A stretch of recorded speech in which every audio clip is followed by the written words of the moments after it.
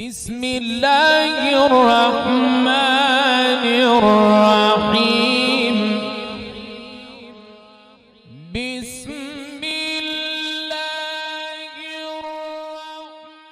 بسم اللہ الرحمن الرحیم الحمد للہ رب العالمین الصلاة والسلام علی خاتم النبیین وآلہ الطیبین الطاہرین المعصومین اللہم صلی علی محمد وآل محمد۔ سورۃ مسد جو کہ سورۃ لہب بھی کہی جاتی ہے، اس کا بنیادی موضوع رسول اکرم کے دشمن کی ناکامی ہے۔ جب بسم اللہ پڑھیں گے تو اس کا مطلب یہ ہے کہ میں شروع کرتا ہوں رسول اکرم کے دشمن کے ناکامی کا بیان اللہ کے نام سے جو رحمان و رحیم ہے۔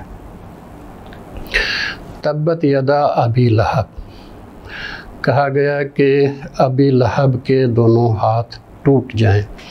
یہ قرآن مجید میں رسول اکرم کے جتنے دشمن تھے ان میں سے ایک ابو لہب تھا۔ یہ رسول اکرم کا بڑا چچا تھا جس کو تایا کہتے ہیں، اور اسی کا نام صرف قرآن مجید نے رسول اکرم کے دشمنوں میں سے صرف اس کا نام لیا ہے، کسی اور کا نام نہیں لیا۔ شاید اس کا سبب یہ ہو کہ چونکہ وہ قریب تھا، چچا تھا، اس لیے ہو سکتا تھا کہ اس کے حوالے سے کچھ اور مشہور ہو جائے، اس لیے قرآن مجید نے اس کو نام لے کے اور اس کی مذمت کی ہے۔ تبت یدا ابی لہب، ابو لہب کے دونوں ہاتھ ٹوٹے، اس کا مطلب یہ ہے کہ تباہ و برباد ہو۔ جب خدا کہتا ہے کہ تباہ و برباد ہو تو اس کا مطلب یہ ہے کہ وہ ہوا۔ ما اغنا عنہ مالہ وما کسب، مال اور کمائی نے اسے کسی بھی طرح سے اس بربادی سے بے نیاز نہیں کیا۔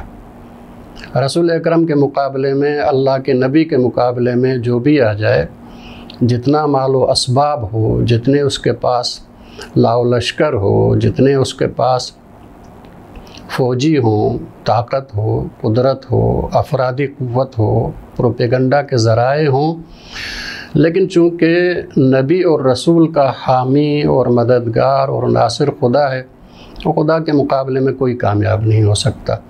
اس لیے ہر وہ انسان کہ جو رسول اور نبی کے مقابلے میں آتا ہے، کتنا ہی وہ طاقتور ہو، کتنا ہی اس کے پاس مال و ملکیت ہو، لیکن نتیجہ اس کا تباہی و بربادی ہے۔ مال اور ملکیت اور فوج کوئی اس کو بے نیاز نہیں کرے گی۔ ہم نے دیکھا ہے کہ انبیاء کے دشمن، جو طاقتور ترین دشمن اپنے دور میں تھے، وہ خدا نے ان کو تباہ و برباد کر دیا انتہائی ایسے طریقے سے کہ ان کی ذلت اور ان کی کمزوری واضح ہو گئی۔ فرعون کو تباہ و برباد کیا پانی کے ذریعے سے، جو نرم ترین چیز ہوتی ہے۔ نرم ترین چیز کے ذریعے سے اللہ تبارک و تعالیٰ نے فرعون کو تباہ و برباد کر دیا۔ فرعون اپنے مقاصد میں ناکام رہا، موسیٰ اپنے مقاصد میں کامیاب رہے۔ اسی طرح سے یہاں پہ کہا جا رہا ہے کہ مصطفیٰ اور محمد صلی اللہ علیہ وآلہ وسلم اپنے مقاصد میں کامیاب رہیں گے، اور ان کا دشمن ہر حال میں ناکام رہے گا، چاہے اس کے پاس جتنے ہی وسائل کیوں نہ ہوں، کتنے ہی وسائل کیوں نہ ہوں۔ سیصلیٰ نارا ذات لہب، یہ جو ابو لہب ہے یہ جہنم میں پڑے گا، یہ جہنم میں جلے گا، یہ جہنم میں ڈالا جائے گا۔ اس کا مطلب یہ ہے کہ قرآن مجید جیسے کہ ایک پیشگوئی کر رہا ہے کہ باقی ہو سکتا ہے کہ کوئی کافر ابھی تک ہوں لیکن وہ مسلمان ہو جائیں اور جنت میں چلے جائیں، لیکن ابو لہب کبھی مسلمان نہیں ہوگا، یہ جہنم میں جائے گا۔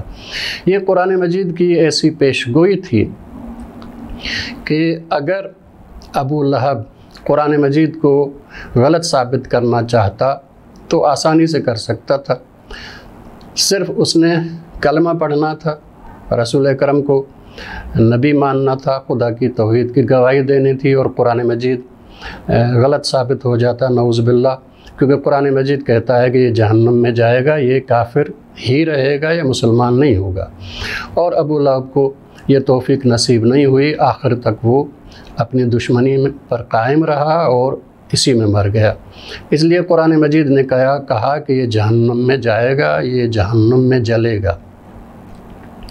نہ صرف یہ کہ وہ خود بلکہ اس کی جو بیوی ہے، جو کہ اس کی ساتھی ہے اس دشمنی رسول میں، بلکہ کسی حد تک تو خود ابو لہب سے بھی آگے بڑھی ہوئی ہے، وہ بھی تباہ و برباد ہوگی۔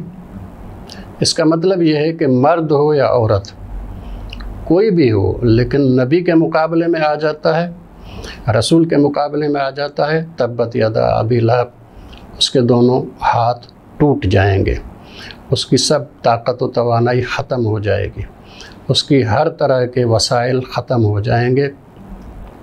ما اغنی عنہ مالہ وما کسب سیصلی نارا ذات لہب۔ یہ قرآن مجید کی ایک چھوٹی سی سورہ ہے، لیکن اس میں قرآن مجید کا یہ معجزہ موجود ہے کہ پیش گوئی کی گئی کہ یہ ابو لہب اور اس کی بیوی کبھی مسلمان نہیں ہوں گے۔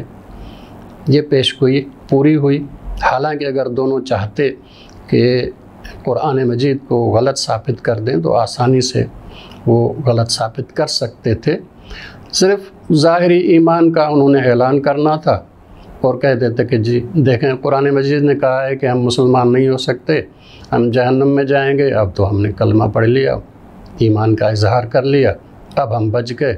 اس کا مطلب یہ ہے کہ اللہ کی طرف سے یہ قرآن مجید نہیں ہے۔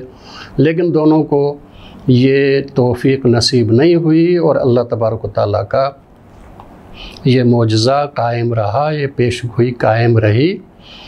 اس سورہ کا بنیادی موضوع ہی یہی ہے، یہ بتانا مقصود ہے کہ اللہ کے رسول کے مقابلے میں جو بھی آئے گا وہ اپنے مقاصد میں ناکام رہے گا، اس دنیا میں بھی وہ ذلیل و خوار ہوگا اور آخرت میں بھی ذلیل و خوار ہوگا۔